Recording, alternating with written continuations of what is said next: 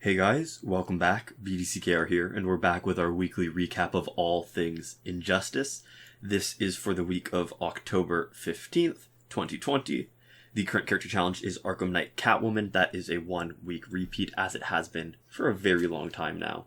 The required characters are Green Lantern, Nightwing, and Joker, who are bronze, and silver if you're looking at the lowest tier that you can get them. So all available in the store.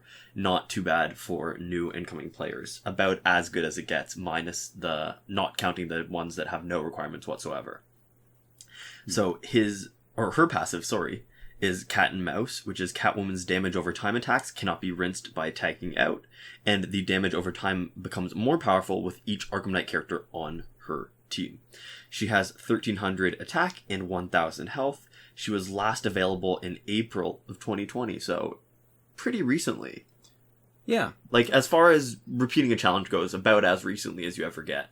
Yes, that's true. That was just earlier this year, but it has been 6 months. Yeah. Feels like a lot longer. Yeah, so I guess for newer players, yeah. So she's got, it's hard to, now I'm trying to figure out ways to describe how their stats are, because she's got sort of, let me call it good upper middle class stats. Yeah. And she's got the way we like it, because they're loaded more into her attack. And I've said it before, I'll say it again, she is probably the single best damage over time specialist because of her passive, the inability to rinse damage over time. Yeah, you don't need to figure out what the opponent's going to do. You don't need to make sure you're getting your specials in at the right time. You just let them happen, and it's always good. Yeah. And we've got a playlist for her because she's just so much fun to play with. The obvious teammates, of course, would be an Arkham Knight teammate. Not Arkham Origins, but Arkham Knight, because it increases her damage over time. And so that makes it easy. Yeah, Arkham Knight Batgirl with her. Yeah. And almost any other Arkham Knight teammate would be spectacular. Mm-hmm. Obvious gear is Quake Engine, which increases the damage over time. It restarts on whoever is in, and any power generation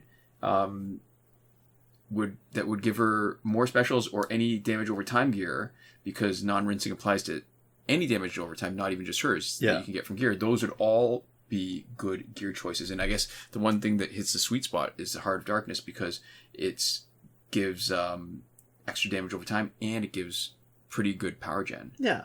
So that's probably the best sort of combination of effects that are good to put on her. And I was just taking a look at the comparable characters in terms of damage. And what's really interesting about her is, so we know that anytime there's a secondary effect from a special, there's very often reduced damage. So always. If we look at, say, Arkham Killer Croc, normally your special 2 is about twice your attack. Whatever your attack is, you get double that on your special 2. But Arkham Killer Croc, who has damage over time, only gets, instead of double damage, he gets 1 of his attack. Or Regime Superman, because he's got unblockable, he gets basically the same as his damage. Yeah. So hers is actually 1.5 times instead of being 1. Her damage over time is pretty spectacular. So she's actually... And her damage over time gets better because it's based off of the damage you do for the special. Yes. So dealing higher damage means that you're also dealing more damage over time. Yeah. So her damage over time is better because of how much more basic damage she's dealing. Yeah. So she's like the same way that Arkham Knight is better than you can see by stats, because he has those extra hits in his combo ender. She's better than her stats look, because she does more special 2 damage than she should, on top of having really good it's almost like triple dipping, because she does damage over time good. She doesn't get it reduced as much, and it makes her do her damage over time even better. So you are getting a bunch of benefit that doesn't read like you'd be getting it. Yeah. So there we go. This week's multiplayer reward is as expected. It's Suicide Squad Joker Unhinged. His passive is Unhinged, which reads, there's like a little blurb, which there isn't always, which is, the Joker can't wait to show you his toys. A powerful random effect will occur on his special 1. And then the secondary effect, or second effect, I guess, it's not secondary exactly, which is, after Joker defeats an opponent team member, he drives them insane and they will fight for you with reduced health. Can be triggered twice if using a team of 3 Suicide Squad characters. So he's got 1400 attack and 1300 health.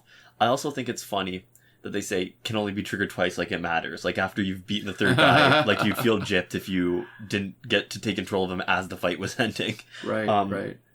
But anyways, that's besides the point. That is funny. Last available in March of 2020. So it does look like we're following the larger multiplayer reward cycle. So we can expect the overpowered super next week. Right, and this current run of the challenge cycle has been uninterrupted since the 21st of November last year. Yeah. So we're getting on close to a year of an uninterrupted rotation.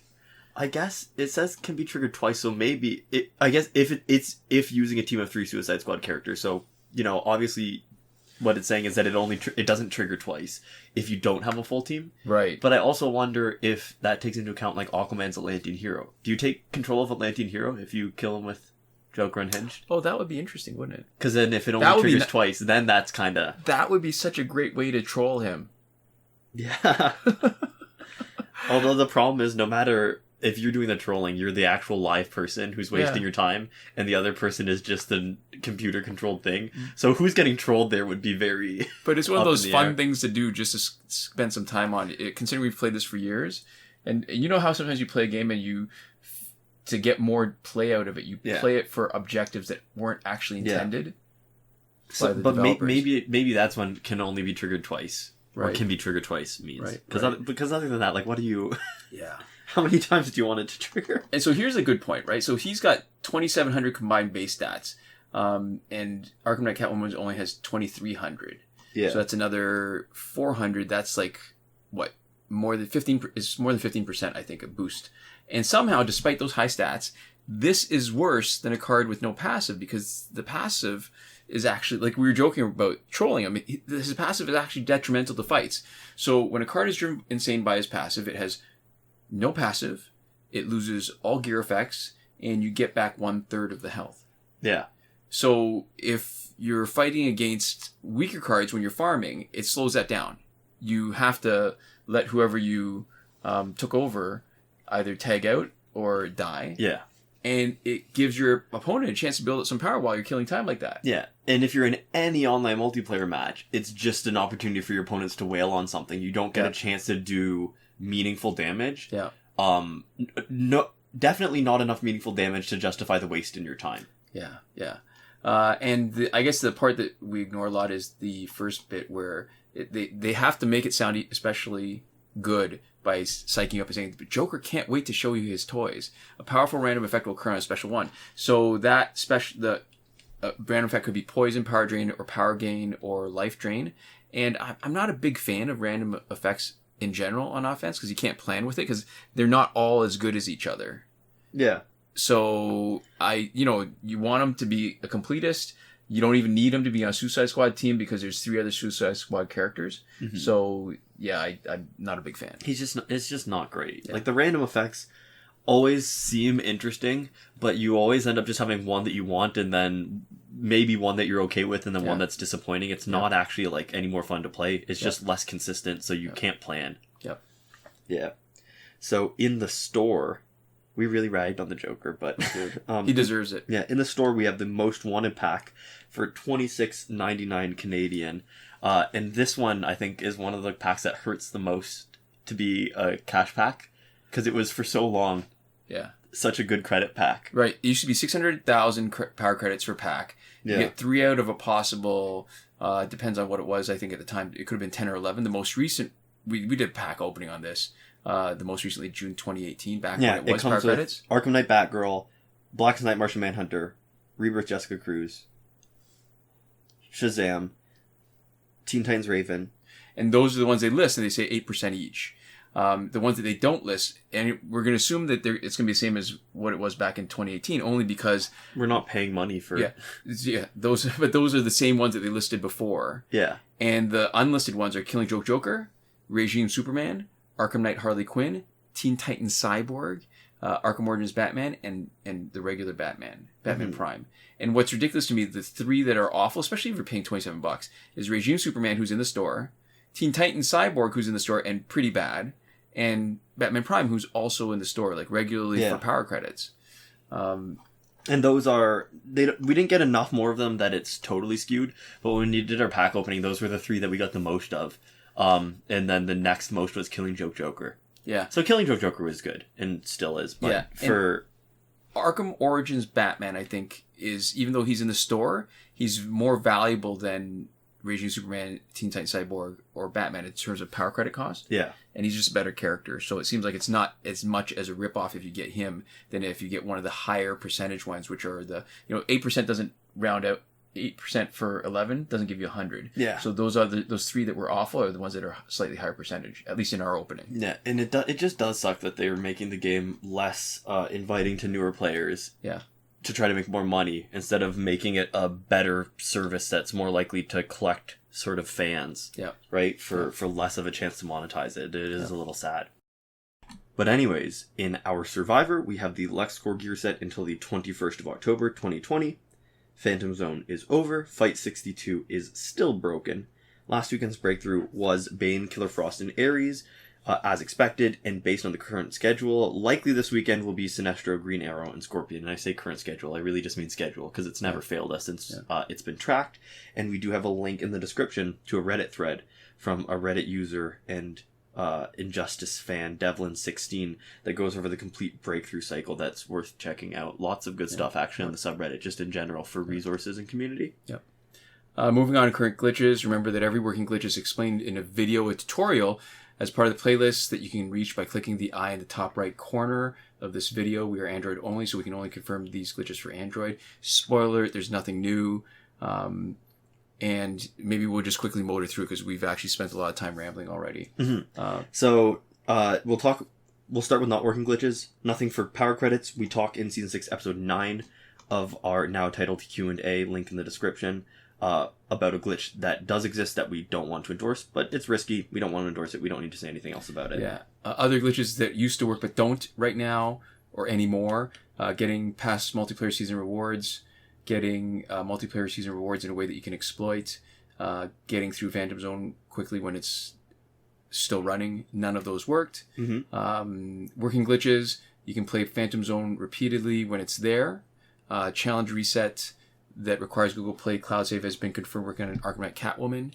Just remember that it resets when both are around. It resets the progress of both because they're basically the same glitch. Mm-hmm. Yep. We have a comment in the description that we've copied and pasted from user Tanmay Kakde. And this is for if you're on Android 10, how you can use your device storage instead of your data or Wi-Fi. So you can use extra storage on your device instead of having to re-download a huge amount of data for the app every time you use the glitch. Right. Cut and pasted comment from Viri Jonathan Yang in the description on how to reset the challenge for iOS. Breakthrough glitch to let you play repeatedly still working. Airplane mode / refund glitches still working, but you need to be disconnected from the internet in order to do that. And time shifting. Yep. Still works for Android for unlimited survivor play and energy recharges.